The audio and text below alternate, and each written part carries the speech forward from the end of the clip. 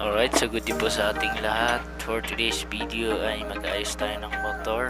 Ayan, papalitan natin yung rear fender ng motor na binangga ni Airpods. And sisimulan na natin para hindi tayo gabihin.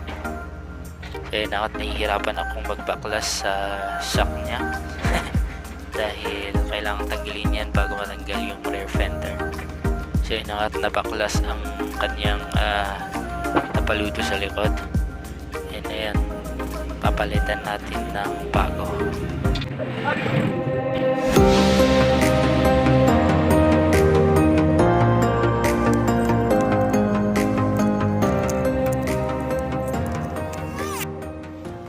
Habang inaayos ko tong motor ay may dumating tayong isang customer, kaya ayusin natin ang kanyang pinapaayos para hindi naman siya mabasa sa kanyang pupunta.